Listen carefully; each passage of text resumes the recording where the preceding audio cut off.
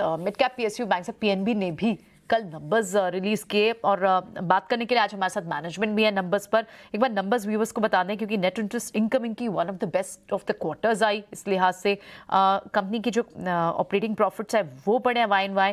Provisioning पे भी इन्होंने इनफैक्ट काम किया है। प्रोविजनिंग लगभग 17% नीचे रही है वाई ऑन वाई, लेकिन क्यू ऑन क्यू लगभग 3% ऊपर रही है। हमारे साथ आज बात करने के लिए management MD and CEO mister Atul Kumar Goyal ji बने हुए हैं। आइए उनसे बात करते हैं। बहुत बहुत स्वागत है आपका मिस्टर गोयल। सबसे पहले तो यही समझना चाहेंगे, लोन ग्रोथ Q1 में स्पेशली जो बात करें, जनरली एक सॉफ्ट क्वार्टर रहता है और जो लोन ग्रोथ रहती है वो आपने एक्सीड की है गाइडेंस से। कहाँ से क्या बड़े फैक्टर्स रहे, कहाँ से बड़ी ग्रोथ आई है? इसमें हम आपको यही बताना चाहते हैं, जो गाइडेंस हमने दी थी लास्ट टाइम वो 12 से 13% के बीच में थी कि हमारी क्रेडिट ग्रोथ। अगर आप पहले क्वार्टर में देखें जून में तो ये 14.58% है।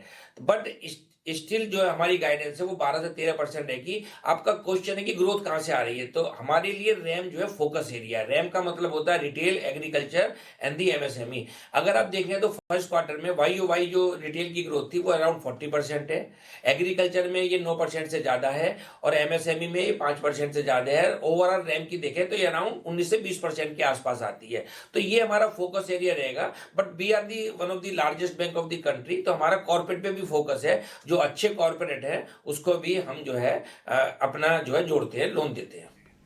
राइट। साहब ने देखा मिस्टर गोयल, क्योंकि जितने भी आपके पीएसयू पेयर्स हैं वहाँ पर भी हम देख रहे हैं कि कॉर्पोरेट ग्रोथ काफ़ी फास्ट है, काफ़ी तेज़ी से दिख रही है। क्या आपके केस में भी ये स्ट्रॉन्गर ग्रोथ कॉर्पोरेट सेगमेंट से दिख सकती है?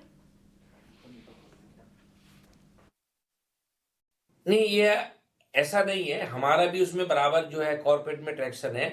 आज भी हमारे हाथ में लगभग 1 लाख करोड़ से ज्यादा के लोन हैं जो हमने सैंक्शन किए हैं, वो भी डिस्बर्समेंट होने हैं। तो जैसे ये क्वार्टर बाई क्वार्टर डिस्बर्समेंट होते जाएंगे तो ये ग्रोथ हमारी बढ़ती जाएगी। दूसरा ये भी बताना चाहते हैं कि जिसको हमने पहले जो वर्किंग कैपिटल यूज नहीं करते थे कॉर्पोरेट, अभी they have started utilising their working capital limit which was unutilised, and even some of the corporate who were not coming for this capacity expansion also, तो उसके लिए भी वो आ रहे हैं। अभी स्टील इंडस्ट्री में गुड डिमांड है एक्सपेंशन के लिए, आपकी इंफ्रा में बहुत डिमांड है रोड सेक्टर के लिए, और आपका सीमेंट इंडस्ट्रीज भी, क्योंकि इंफ्रा ओवरऑल कंट्री का इंप्रूव हो रहा है तो उसमें स्टील इंडस्ट्रीज में भी डिमांड है, सीमेंट में भी डिमांड है। तो कॉर्पोरेट में जो बाकी बैंकों की ग्रोथ है, मैं नहीं समझता कि हमारी ग्रोथ भी उनसे कम होगी, एट पार ही होगी।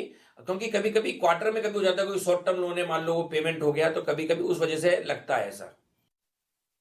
सर थोड़ा इंटरनली बैंकिंग के बारे में पता करते हैं, क्योंकि चौथी तिमाही के अंदर आपके जो ऑपरेटिंग एक्सपेंसेस थे वो करीब करीब 50% बढ़ गए थे, 7,000 करोड़ हो गए थे। इस बार भी कुछ ऐसा नंबर देखने को मिल रहा है। इस बार आप कैसे करेंगे प्रोविजनिंग? पिछली बार तो आपने की थी एम्प्लॉय कॉस्ट की प्रोविजनिंग। ओपेक्स को मैं दो भागों में बांटना चाहता हूं। एक तो ओपेक्स होते हैं जो एम्प्लॉय कॉस्ट से रिलेटेड है, दूसरा अदर ऑपरेटिंग एक्सपेंडिचर है। तो अगर आप अदर ऑपरेटिंग एक्सपेंडिचर को देखते हैं तो उसमें मोरलेस ज्यादा बढ़ोतरी नहीं है। जो बढ़ोतरी हुई है वो एम्प्लॉय कॉस्ट में हुई है। वो एम्प्लॉय कॉस्ट में जो बढ़ोतरी है उसका कारण है कि नवंबर 2022 से वेज रिवीजन लू है, तो हमने 283 करोड़ रुपए इस क्वार्टर में उसका प्रोविजन किया है। लगभग सेम अमाउंट ही हमने मार्च 23 क्वार्टर में किया था, और 2 महीने का हमने दिसंबर 22 क्वार्टर में किया है। तो जब हम वेज रिवीजन का प्रोविजन करते हैं तो हायर वेज पे उसकी पेंशन की लाइबिलिटी भी इंक्रीज होती है जो AS 15 प्रोविजन के तहत आती है। तो उसका अगर आप देखें तो लगभग हमने 1,240 करोड़ रुपए इस क्वार्टर में प्रोवाइड करे हैं। ये पिछले क्वार्टर में भी लगभग अमाउंट इसके आसपास ही थी। इसका कारण है क्योंकि ये यील्ड के मूवमेंट पे डिपेंड करता है कि मार्च में जो है जो 10 ईयर जीसेक था वो 7.31 था, जो अभी घट के 7.11 रह गया। तो इसमें 20 बेसिस पॉइंट का कमी हुई है। ये जब यील्ड में कमी होती है तो AS 15 प्रोविजन जो है बढ़ जाता है। तो अगर मैं समझता हूं कि अगर ये यील्ड बराबर रहता है, अगर 7.11 के आसपास, क्योंकि आज भी 7.7 7.8 चलता है, तो अगर ये उसके आसपास ही रहेगा तो हमारी जो है फर्दर जो रिक्वायरमेंट है वो AS 15 की कम हो जाएगी। वो मेरे ख्याल से नहीं समझता हूँ 300-400 करोड़ से ज्यादा आएगी, तो वो हमको बेनिफिट होगा। तो उससे ये हमारी जो है एम्प्लॉय कॉस्ट कम होगी इन सब्सिक्वेंट क्वार्टर, अगर रेट जो है सेम ही लाइन पे रहते हैं। ठीक है अतुल जी, बहुत बहुत शुक्रिया, थैंक यू वेरी मच। अच्छा लगा आपसे बातचीत करके और उम्मीद करते हैं अगली बार आपके क्वार्टरली नंबर्स और बेहतर आएंगे।